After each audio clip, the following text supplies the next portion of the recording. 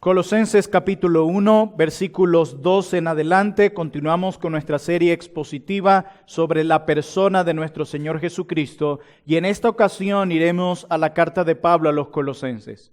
Colosenses 1, versos 12 en adelante, Pablo acaba de dar gracias o está dando gracias por el reporte que él ha recibido de Epafras de los hermanos en Colosas.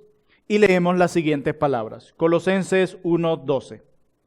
Con gozo dando gracias al Padre, que nos hizo aptos para participar de la herencia de los santos en luz, el cual nos ha librado de la potestad de las tinieblas y trasladado al reino de su amado Hijo, en quien tenemos redención, o sea, en Cristo, por su sangre, el perdón de pecados. Él, o sea, Cristo, es la imagen del Dios invisible, el primogénito de toda creación. Por Él fueron creadas todas las cosas, las que hay en los cielos y las que hay en la tierra, visibles e invisibles. Sean tronos, sean dominios, sean principados, sean potestades. Todo fue creado por medio de Él y para Él. Y Él es antes de todas las cosas y todas las cosas en Él subsisten. Y Él es la cabeza del cuerpo que es la iglesia. El que es el principio, el primogénito de entre los muertos, para que en todo tenga la preeminencia. Por cuanto agradó al Padre que en Él habitase toda plenitud, y por medio de Él reconciliar consigo todas las cosas, así las que están en la tierra como las que están en los cielos, haciendo la paz mediante la sangre de su cruz. Amén. Esta semana escuchaba una historia que relata de la siguiente manera. Hace varios años quedaron huérfanos dos niños irlandeses. Y ciertos católicos romanos quisieron internarlos en una de sus escuelas. Obviamente los pequeños no quisieron ir, argumentando que no eran de esa religión. Nosotros no vamos allá, nosotros no somos católicos romanos. Finalmente el asunto se presentó ante un juez y durante el juicio les hicieron docenas de preguntas acerca de sus creencias a estos niños. Los niños pudieron contestar todas, absolutamente todas las preguntas que les hicieron las contestaron. El juez, de hecho creo que era católico romano, tuvo que admitir lo siguiente. Estos niños saben lo que creen y nadie puede cambiar el hecho de que son protestantes. Hermanos míos, los católicos romanos conocen sus doctrinas. Los testigos de Jehová conocen las suyas. Ojalá que los miembros de nuestras iglesias no tuvieran ninguna duda sobre la verdad. Muchos niños en nuestras iglesias conocen historias bíblicas, pero no conocen las doctrinas preciosas de nuestra sagrada fe. Quiere el Señor que nosotros como creyentes podamos estar convencidos de la sagrada fe que profesamos. Y que quiere el Señor que nuestros niños puedan ser mejor instruidos por sus padres sobre la verdad. Y es por eso que hoy nos acercamos de nuevo a estudiar esta gloriosa verdad sobre la persona de nuestro Señor Jesucristo, sobre su deidad, porque esta verdad hace parte de nuestra sagrada fe, la cual debe ser creída, sostenida y defendida, aunque nos cueste la muerte. Amén. Y esto lo haremos hoy a través de Colosenses. Hemos ido al Evangelio de Juan, lo vimos en 2 ocasiones. Hemos visto también en Filipenses capítulo 2 la deidad de Cristo y ahora vamos a Colosenses a contemplar estas hermosas verdades sobre la deidad de Cristo y que éstas puedan tener un gran impacto en nuestras vidas. Y lo primero que quiero decirles es la idea central del pasaje que vamos a estudiar. Pablo expone verdades majestuosas sobre la persona de Cristo en Colosenses 1, versos 15 en adelante. Y en esta mañana solo vamos a estudiar el verso 15 al 17. Pero quiero decirte que a partir del versículo 15 en adelante, Pablo desglosa una verdad increíble. ¿Cuál es? Que Cristo es digno de ser adorado por ser quien es Él. Pablo nos va a decir que Cristo es digno de ser adorado por la relación que Él tiene con el universo. Y Pablo también nos va a decir, como lo veremos el próximo domingo, que Cristo es digno de ser adorado también por la relación que Él tiene con la iglesia. Pero hoy nos centraremos en la primera parte. Hermanos y amigos, la persona de Cristo constituye el centro mismo de la historia. No hay otro como Él. Cristo no es un líder religioso cualquiera como algunos lo proclaman. Cristo no es simplemente un personaje que vino a dejarnos un ejemplo de vida. Cristo es mucho más que eso. Los hechos históricos, las palabras de Cristo mismo, los hechos de Cristo mismo, las epístolas de Pablo y de Pedro nos dicen algo, que Cristo es el Dios soberano y el creador de todas las cosas, y eso te incluye a ti y a mí. Por lo tanto, si Cristo es el Dios soberano, si Cristo es el creador de todo lo que hay, ¿cuál es la conclusión lógica? Él es digno de ser adorado. ¿Qué es lo obvio? ¿Cuál es la conclusión a la que deberíamos llegar? Él es digno de toda mi adoración y obediencia. Él y solo Él. Amén. O como bien lo expone un siervo del Señor, desglosando las verdades de Colosenses 1 del 15 al 20 de la siguiente manera. Pablo nos dice varias cosas de Cristo aquí. Y lo primero que nos dice en el verso 15 es que Cristo es la manifestación visible del Dios invisible. Cristo es la representación expresa de Dios porque Él es Dios. Pero también en la parte B del versículo 15 de Colosenses 1, Pablo nos dice que Cristo es el soberano absoluto sobre toda la creación. En los versos 16 y 17, Pablo nos dice que Cristo es digno de ser adorado por la relación que guarda con la creación. Y es más específico en el 16, porque Pablo nos dice que Cristo es el creador de todas las cosas sin excepción. Pablo nos dice en la parte B del verso 16 que Cristo creó el universo material, que Cristo creó a los ángeles, que Cristo creó todo lo que tiene vida. Y en el verso 17, Pablo nos dice de una manera increíble que Cristo es el sustentador de todo lo que ha creado.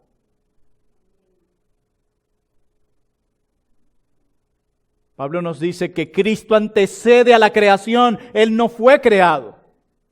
Pablo nos dice en la parte B del verso 17 que Cristo sustenta providencialmente la creación. Pero también Pablo nos dice que Cristo es la cabeza de la iglesia en el verso 18. Que Cristo es el soberano sobre la resurrección, nos dice en la parte B del verso 18. Que Cristo es el soberano sobre la salvación, lo dice en el verso 19. Y termina Pablo diciéndonos en el verso 19 lo siguiente, que el Padre se agradó en dar a Cristo toda la potestad, toda plenitud para salvar a los pecadores. ¿No es esto glorioso? ¿No es digno de ser admirado Jesús? Así que la conclusión a la que llegamos al ver esto es que sin duda alguna no hay persona más gloriosa que la persona de Cristo. Solo Él es digno de recibir la gloria y la honra de parte de todo ser viviente. Todo el que respira debe adorar a Cristo. Y esa es la idea central de estos versículos. Cristo es digno de ser adorado por ser quien es Él. Y en la mañana de hoy, como les dije, solo vamos a concentrarnos en los versos 15 al 17, que establece que Cristo es digno de ser adorado por la relación que Él tiene con el universo. Amén. Pero antes de entrar en nuestro pasaje, quiero darles un poco de contexto. ¿Por qué es importante el contexto? Cada carta, cada libro en la Biblia se escribió con un propósito. Cada libro, cada carta no tiene 10 propósitos, tiene un tema central. Y cada capítulo en esa Biblia, en ese capítulo, en esa carta, se toma de la mano del tema central. Por ejemplo, cada carta fue escrita a una iglesia en particular, en un lugar en particular, con un problema particular, y por eso encontramos palabras particulares. Colosenses fue escrita con un propósito en particular, a una iglesia en particular, con palabras particulares. Y cada uno de los versículos en esa carta se toma de la mano de su tema central. Por eso quiero animarles, si tú estás leyendo tu Biblia, que espero que sí, que antes de entrar un libro, una carta, sepas primero de qué trata. Amén. Bueno, en cuanto a esta porción gloriosa de Colosenses 1 a 15, lo primero que quiero decirle es que muchos estudiosos de la Biblia creen que esta porción de las Escrituras era un himno que se cantaba en la iglesia primitiva. Un himno que Pablo adaptó, piensan muchos, para un proceso en particular de su carta a los colosenses. De hecho, este pasaje en su estructura gramatical es una sola oración. Y necesitamos conectar el verso 15 con el anterior, ¿verdad? Por eso fue que los hice leer desde el verso 12 de Colosenses 1. Que eso es lo que Pablo comienza diciendo en el verso 12, antes de entrar a mostrarnos la majestuosidad de Cristo en el verso 15.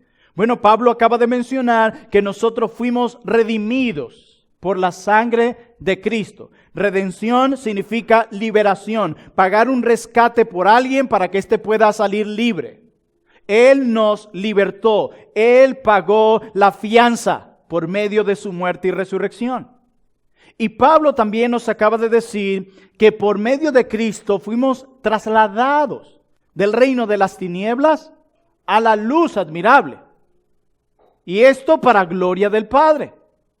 Y luego que Pablo establece estos principios gloriosos de la redención en Cristo, Pablo ahora quiere que recordemos a partir del verso 15 verdades sublimes sobre la persona de Cristo. Pablo quiere que sepa, él nos ha dicho, por medio de Él fueron ustedes liberados. Él pagó la condena, Él pagó la fianza, Él cumplió toda justicia.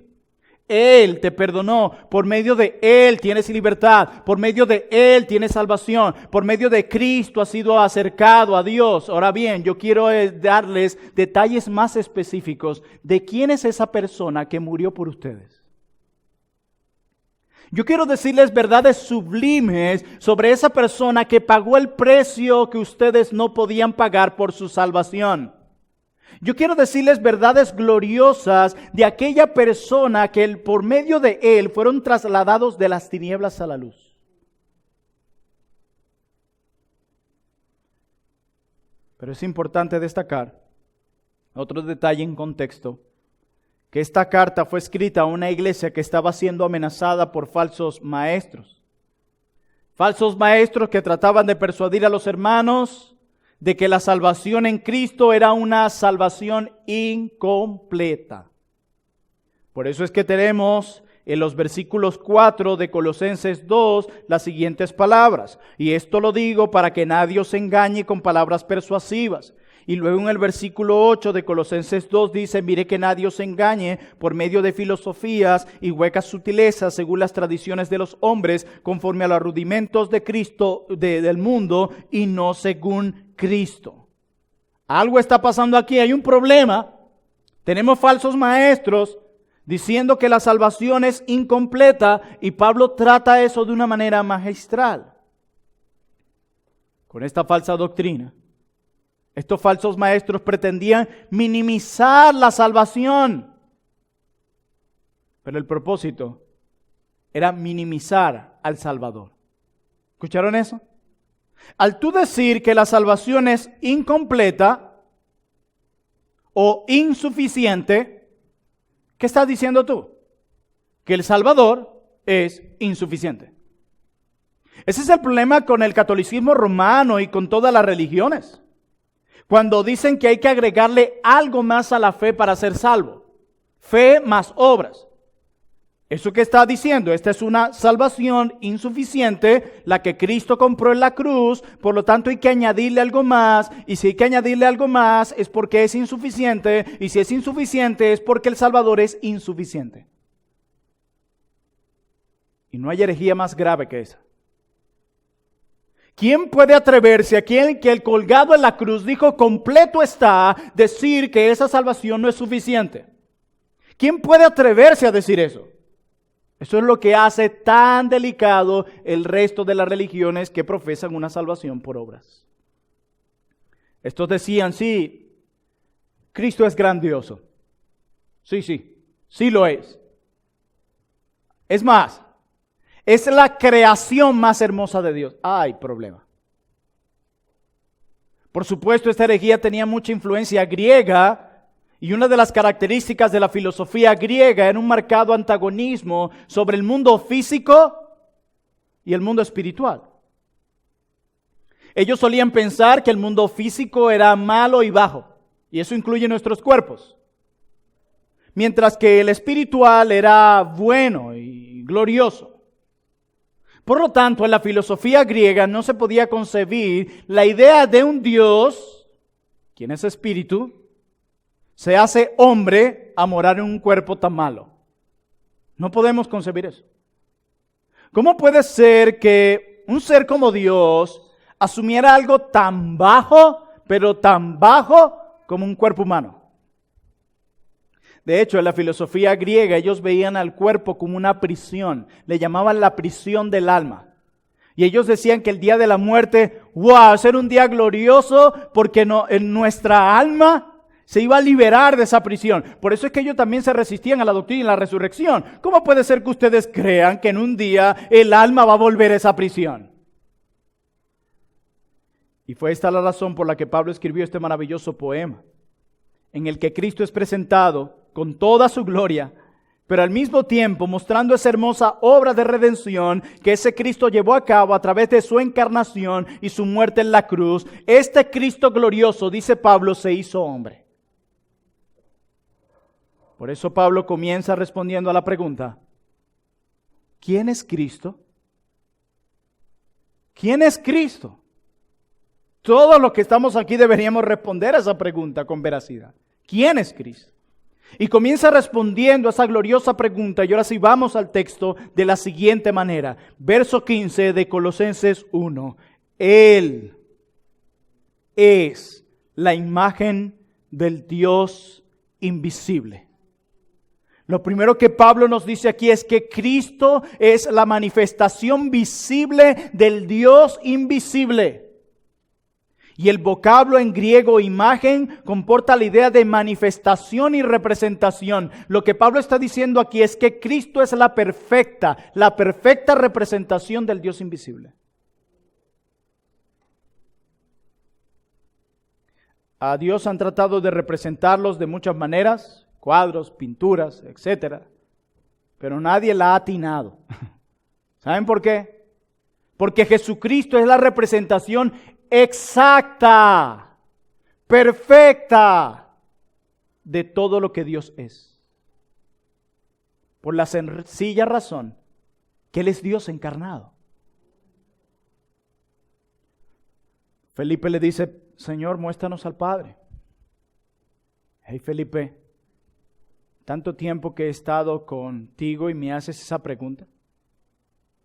¿Quién me ha visto a mí?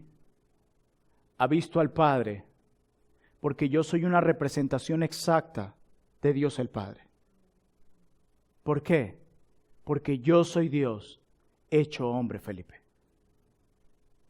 Y Pablo está diciendo: Cristo no es solo glorioso, como ustedes dicen, o lo más glorioso de la creación. Él es el creador. Cristo posee todos los atributos de Dios. Toda la gloria de Dios, toda la majestuosidad de Dios, todo lo que hace que Dios sea Dios, Cristo lo posee. Absolutamente todo. Pero Pablo quiere decirnos más de aquel que nos redimió de todas nuestras culpas. Y en segundo lugar, Pablo nos dice allí en el verso 15, que Él, aparte de ser la representación exacta de Dios, es el primogénito de toda creación. ¿Saben qué es lo que Pablo está diciendo aquí? Que Cristo es el soberano absoluto sobre la creación. El vocablo primogénito en griego es prototokos. No significa en modo alguno que Cristo hubiese sido creado, como lo profesan algunos al usar este término primogénito para decir que Él fue el primer creado, el primer ser creado. No, eso no es lo que significa esta palabra en su original. Dicho vocablo más bien enfatiza la superioridad de Cristo sobre la creación. La palabra prototokos en griegos comporta dos significados. Uno, prioridad en cuanto a tiempo. Él es eterno, siempre ha existido. Él es el creador. el Hijo eterno de Dios, por eso llamamos al Padre, Padre eterno. Pero no solamente esta palabra en el griego indica prioridad en cuanto a tiempo, sino prioridad en cuanto a rango. De manera que Cristo, como primogénito de toda creación, antecede todo lo creado. Es eterno, mientras que la creación tuvo un comienzo. Cuando tú lees, abres tu Biblia y te encuentras con Génesis 1:1, en el principio creó Dios los cielos y la tierra. Ya en ese momento, cuando todo comenzó a existir, ya Él existía. Dice Juan, sin Él nada de lo que ha sido hecho fue hecho. Él es el creador de todo lo que hay. Pero no solo eso, dice Pablo, Él es además superior a toda la creación en rango. Y creo que esto es una conclusión lógica. Si Él es el creador, Él tiene que ser superior a la creación, ¿cierto? No, Pablo nos está diciendo, Él es superior, Él es soberano, Él es regidor y sustentador de lo creado. Lo que está diciendo Pablo es, Él tiene dominio sobre toda la creación, porque Él es el heredero de toda la creación. A ese que muchos siguen viendo como el simple carpintero, Él es el Señor, creador y sustentador de todo lo que hay. Pero Pablo no termina allí. Pablo quiere que sepamos más sobre Cristo. Más sobre aquel que fue abofeteado, como lo leímos en Juan 18. Cuánta ignorancia del hombre. Que aquel a quien bofeteó, Él es el Señor y creador del mundo entero. Que aquellos que lo colgaron en la cruz estaban cometiendo el acto más terrible que se ha hecho en toda la historia de la raza humana. Porque me temo que muchos cuando piensan en la muerte de Cristo piensan, oh pobrecito, murió. Rasgaron su espalda, corona de espinas, látigos, golpes, bofeteadas, rechazo, abandono, traición. Pero muchas personas morían en aquel tiempo de esa manera. ¿Qué hacía diferente la tortura de Cristo a las otras torturas? Que Él era Dios hecho hombre. El asesinato más terrible que se ha cometido en toda la historia de la raza humana fue el que se cometió con Cristo. ¿Y saben por qué? Porque era Dios hecho hombre. Y Pablo nos dice algo más en el verso 16 de Jesús. Porque en Él fueron creadas todas las cosas, las que hay en los cielos y las que hay en la tierra, visibles e invisibles, sean tronos, sean dominios, sean principados, sean potestades. Me encanta esto, todo fue creado por medio de Él y para Él. Pablo afirma que Jesucristo es el creador de todo lo que existe. Todo lo que está en los cielos, Él lo creó. Todo lo que está en la tierra, Cristo lo creó. Las cosas visibles e invisibles, Cristo las creó. Él creó los seres angelicales, sean tronos, dominios, o sea, señoríos, sean principados, sean potestades, o sea, autoridades. Todo fue creado por Cristo.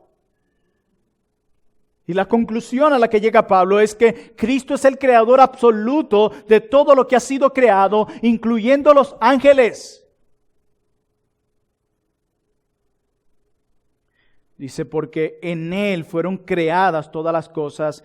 Y es interesante analizar cada palabra aquí porque lo que Pablo está indicándonos es que Cristo es el autor creativo del universo. Cristo es el arquitecto del universo. Cristo es el arquitecto divino que pensó o diseñó, esa es la idea aquí, la creación. Piensen en las flores más hermosas, en los colores más gloriosos, en la diversidad de peces del mundo. Nuestro propio cuerpo, cómo está compuesto y cómo funciona. ¿Saben quién se le ocurrió esa idea? A Cristo. ¿Saben quién diseñó los colores hermosos y las flores? Hace unos años un hermano tuvo el privilegio de viajar a Holanda. Ninguno aquí, por supuesto, no es de nuestra iglesia. Y subía una cantidad de flores hermosas, colores hermosos. Era impresionante. No parecía real, no parecía de este mundo.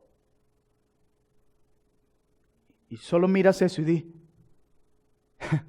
¿a quién se le pudo haber ocurrido flores tan hermosas y colores tan gloriosos? Y la respuesta que Pablo nos diría, a Cristo se le ocurrió.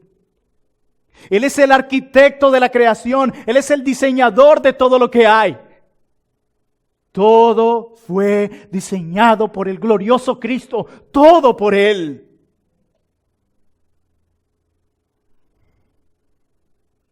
Pero Pablo dice, todo fue creado por medio de Él. ¿Notan eso? ¿Saben qué es lo que está diciendo Pablo aquí? Que Cristo fue el que le dio forma a todas las cosas. Cristo. No Einstein. No ninguno de los científicos adorados por este mundo. Cristo. No fue idea del hombre.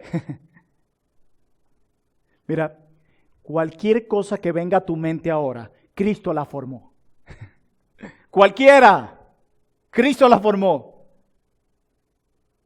¿Han visto esos azules hermosos de las playas de nuestro país, Morrocoy? En la montaña, cuando ustedes tienen el privilegio de subir esos paisajes y esa montaña. ¿Qué es eso? Cristo la diseñó. Él les dio forma. Fue su diseño. Él es el arquitecto.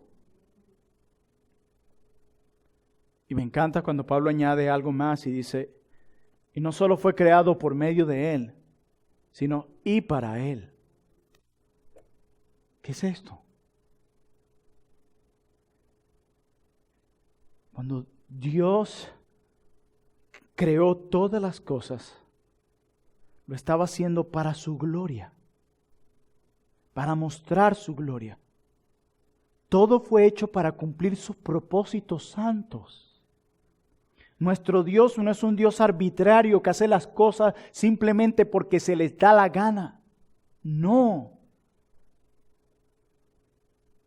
Por eso el mayor pecado no es ser un asesino o un adúltero. El mayor pecado que el hombre puede cometer es no creer en este Cristo. No vivir para la gloria de Cristo. Hace unas semanas, cuando tuvimos el acto de membresía, un hermano daba en su testimonio de que él no veía en él una vida con pecados escandalosos. Una vida moralmente buena. No, yo no he cometido pecados tan escandalosos, ni siquiera aquellos a los cuales se exponen o cometían muchos jóvenes de mi época. Y él cuenta que en una conversación con un hermano de esta iglesia, este hermano le dijo, pero ¿qué ya va, hermano? Lo que pasa es que tu principal pecado no era tu vida moralista, tu principal pecado era que no creías en Cristo. ¿No dice Juan 3:16 que el que no cree en Cristo ya ha sido condenado? Esa es la mayor condenación. No creer en Cristo. Rechazar a Cristo, repudiar a Cristo, hacer un lado de tu vida a Cristo. Eso es lo peor. Cristo, además de eso, dice Pablo en el verso 17, y Él es antes de todas las cosas. ¿Qué dirían los testigos de Jehová esto? Y todas las cosas en Él subsisten. ¿Saben qué es lo que está diciendo Pablo aquí ahora? Que Cristo es el sustentador de todo lo que hay. ¡Wow!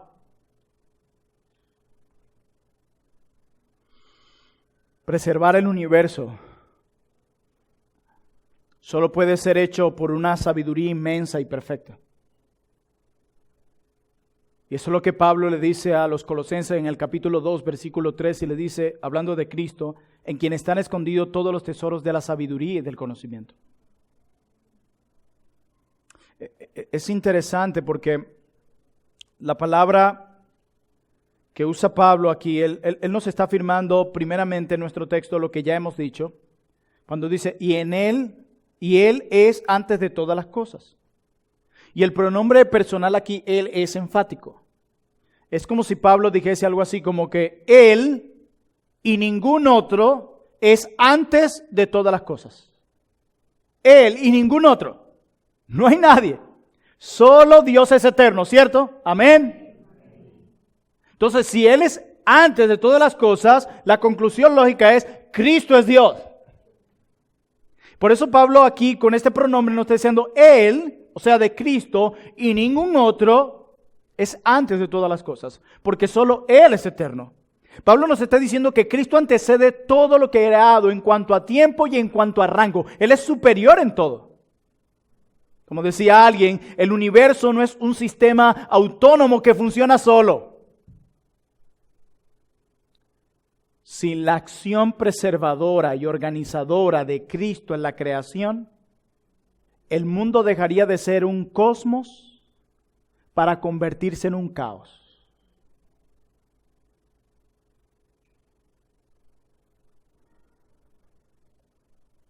Por eso esa palabra que Pablo usa aquí, subsisten, es la traducción del verbo griego que significa mantener en orden.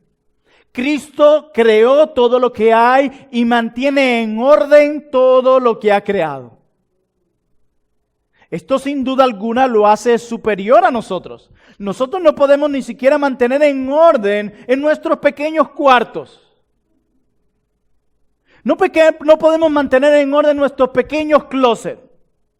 Algunos ni siquiera en sus propios carros. Y no quiero decir con esto que estamos aplaudiendo el desorden. Yo creo que todos deberíamos ser ordenados, pero el punto de Pablo no es ese. El punto es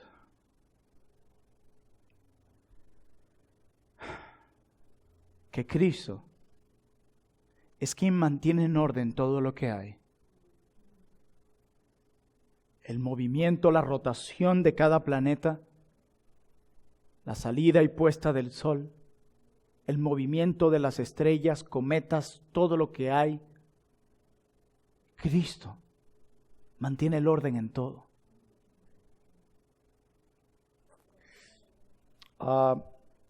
¿Y saben qué es más interesante? Que Pablo usa el tiempo perfecto para indicar una acción pasada que repercute en el presente. Por eso Pablo usa ese tiempo aquí.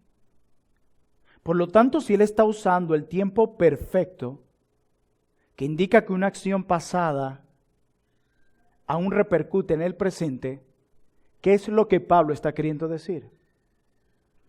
Todas las cosas por él fueron ordenadas y continúan así. Por Cristo. Wow.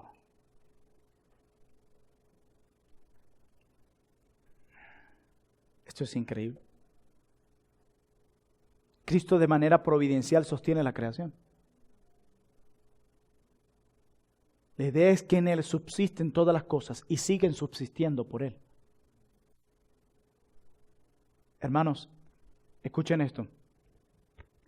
El poder providencial de Jesucristo da cohesión y estabilidad al cosmos. ¿No traerá nuestro Cristo estabilidad a nuestros corazones angustiados? Quien sostiene todo lo que hay, en orden todo lo que hay, ¿no sostendrá nuestras vidas débiles y frágiles?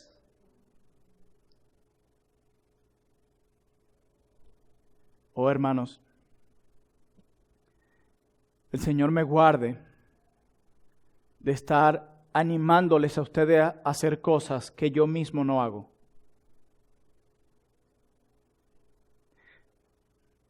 El Señor me guarde hoy de animarlos a mirar a Cristo y adorarlo, y yo mismo no hacerlo. ¿La ves? Nosotros ni siquiera podemos controlar que un niño tranque la puerta. Cristo controla todo. Gracias a Dios. ¿Saben que nosotros podemos exhortar a la gente a leer su Biblia y nosotros no leer nuestras Biblias?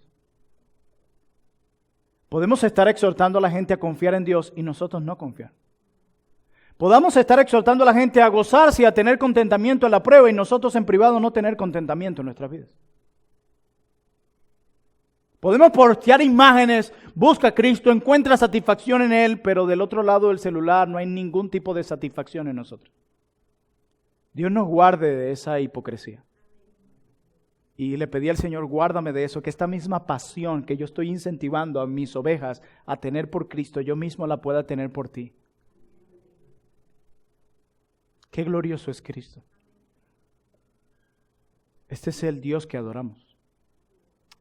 Y obviamente mi tarea no es explicarte aquí el misterio de la Trinidad, que es una gloriosa verdad evangélica.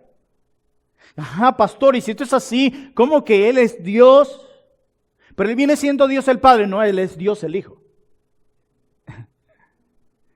Pastor, pero no entiendo. Yo tampoco. Por eso se le llama el misterio de la Trinidad.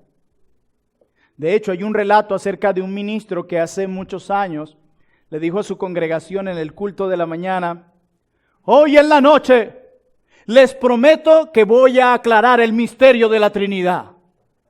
Menos de 12 horas. Todo el mundo esperando el culto de la noche. Cuando él sale en la tarde, se encuentra uno de los diáconos de su iglesia, si mal no me equivoco, sacando agua de un río de rodillas con una cucharilla. Dice: hey, fulanito, ¿qué estás haciendo? Tratando de vaciar el río con esta cuchara. Pero si eso es imposible. Bueno, si usted en la mañana nos dijo que en la noche iba a explicar el misterio de la Trinidad, yo puedo vaciar el río con esta cuchara. Bueno, mi meta no es aclarar el misterio de la Trinidad. Lo creemos y por fe nos afianzamos en esa verdad. Y esta es una verdad gloriosa. Cristo es Dios, amén. Nuestro Cristo es Dios. Dios hecho hombre. Emmanuel, que traducido es Dios con nosotros. Esto debería, una buena ortodoxia, es un buen entendimiento de la verdad, debería producir en nosotros una buena doxología, que es adoración a Dios. Yo no te estoy trayendo estas enseñanzas solo para que tu cabeza se llene de más información, sino para que adores con mayor gozo y reverencia al Cristo que te salvó. Para que cuando cantes esos himnos no solamente repitas estrofas por repetirlas, yo quiero que entiendas incluso lo que cantan, cómo estos himnos destacan la belleza y la gloria de Jesús. Por eso cuando entendemos estas valiosas doctrinas, nos damos cuenta, cuando vemos lo glorioso que es Cristo, nos damos cuenta de lo bajo que caemos cuando intentamos hallar gozo, paz, seguridad en lo creado. En lugar de encontrar gozo, paz y seguridad en la única persona donde todo esto se puede encontrar, en Cristo nuestro Creador. Eso es lo que hace que el pecado sea tan bajo. El pecado es un intercambio. Cambiar lo que es glorioso por lo que no tiene ningún valor. Cambiar lo que es eterno, el Cristo que hemos predicado hoy, por lo que es temporal. Cambiar lo que verdaderamente sacia por lo que nos deja con el mismo vacío y la misma sed como beber agua del mar. Cambiar lo que es eterno por lo que es temporal. Cambiar lo que transforma por aquello que perjudica. Por eso es que el pecado es tan terrible. Por eso es que cuando cedemos a nuestro pecado, esa es la caída más baja. ¿Por qué? Porque es cambiar a Cristo, quien es lo más precioso que lo que hay, el eterno Hijo de Dios, el creador y sustentador de todo lo que hay, por lo superficial y por las malas ofertas de Satanás.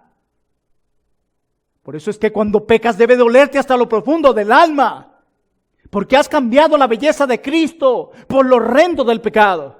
Porque has cambiado lo glorioso de Jesús por lo superficial de las vanidades de este mundo. Por eso desobedecer la palabra de Dios es lo más bajo que hay. ¿Cómo podemos desobedecer y deshonrar al Dios que se encarna, toma forma de hombre, acepta la humillación, va a la cruz por nosotros? ¿Cómo podemos desobedecer a aquel que ha hecho tan grande acto de amor?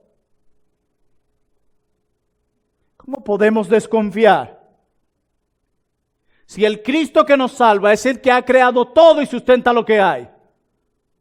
Con coronavirus o sin coronavirus, muchos cristianos han demostrado que su fe es superficial. Son más fieles a las palabras de un hombre que a las palabras de Dios. Jamás convencerán al mundo que nuestro Dios es real con el pánico con el que andan. Jamás. Jamás convencerán que Cristo es hermoso si todavía siguen persiguiendo los mismos deleites y las mismas vanidades que los de este mundo. Jamás. A mí no me convence una religión así. Jamás.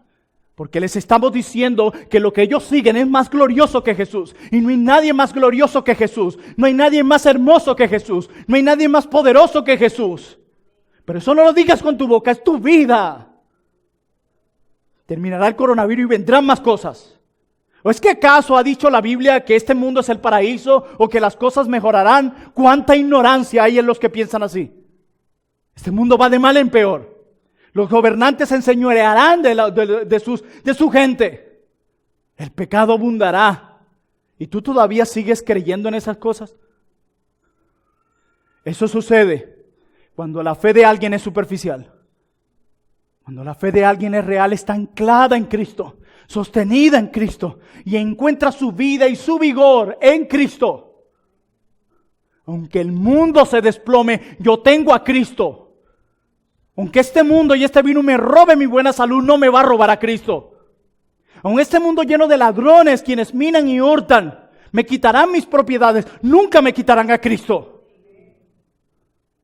Aunque Dios, cuando parte este mundo, no me dio un hijo, ya me dio a Cristo y a su Hijo.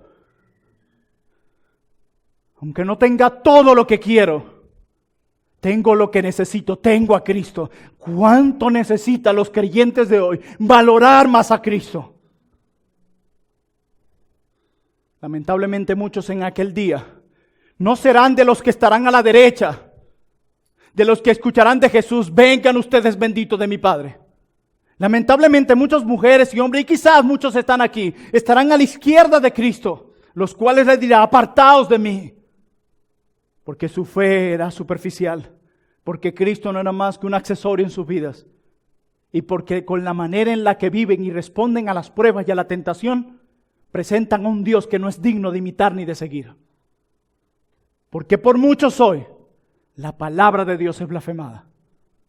Quiere el Señor que la fe de los que estamos aquí sea una fe real y anclada en Cristo, algo verdadero y duradero, y no en lo superficial y vano de este mundo.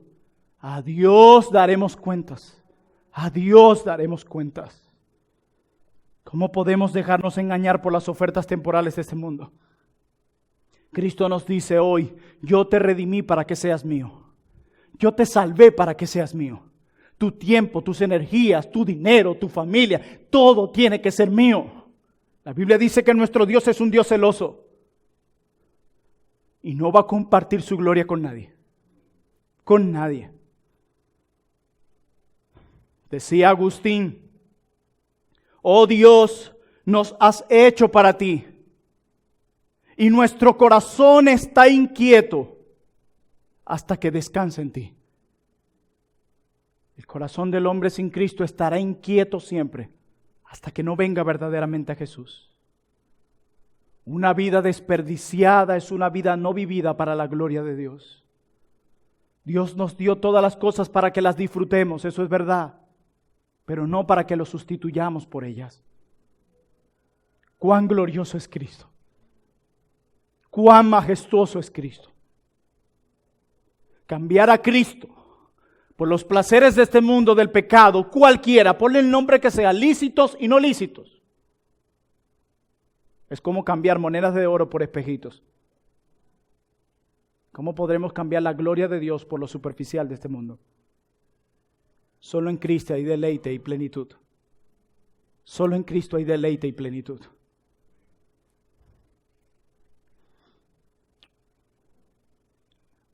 Aquellos que están hoy aquí sin Cristo, tengo algo que decirle a ustedes. Algún día confesarás a Cristo como el Señor y Salvador de tu vida. Como el Señor, mejor dicho. Pablo dice en Filipenses 2 que toda lengua confesará que Jesucristo es el Señor. Toda rodilla se doblará. Así que mi amigo, quiero decirte que si aquí en esta tierra quieres cerrar tu boca y no hacerlo, un día tendrás que caer de rodillas y confesar que Cristo es el Señor. Pero hoy puedes confesar a Cristo como el Señor de tu vida para ser salvo. Hoy puedes confesar a Cristo como el Señor de tu vida para hallar perdón de pecados. Pero en el día del juicio tendrás que confesar a Cristo como Señor para luego ser arrojado al infierno. ¿Cómo quieres confesarlo? Pero de que lo vas a confesar, lo vas a confesar. Y a mis hermanos, si Cristo es el mayor tesoro en tu vida, que se te note. Y hay dos áreas donde se va a probar si Cristo es el mayor tesoro en tu vida. Uno, cuando las pruebas toquen a tu puerta. Y dos, cuando venga la tentación. Ahí realmente se responderá a esa pregunta: ¿quién es Cristo para ti? Así que mis hermanos que están aquí presentes, Cristo es digno de ser adorado y de ser obedecido. Hermanas, Cristo es digno de ser adorado y obedecido. Termino con esto. A un niño le preguntaron una vez: hey, ¿y quién manda en tu casa, papá o mamá? Y él dijo: en mi casa manda Dios. Él es quien manda en mi casa. Cada decisión que mis padres toman, consulta a la mayor autoridad de la casa. Cada cosa que hace mi mamá, ella pregunta si a Dios le agrada eso. ¿Quién manda en tu casa, hermano? Las cosas se hacen como a ti te parece y como a ti se te da la gana o como Dios quiere. Porque el Cristo al que yo sirvo y que te he predicado hoy debe ser adorado con tu vida y no solo con tus labios. Al Cristo que ha sido proclamado hoy debe ser obedecido por todo lo que ha hecho y lo que es. Y quiero decirte que deberías sentirte gozosa y gozoso de que tu Dios sea este, quien sostiene y trae estabilidad al cosmos. ¿No va a sostener y no va a traer estabilidad a tu vida? La respuesta la dejo a cada uno de ustedes. Oremos a Dios.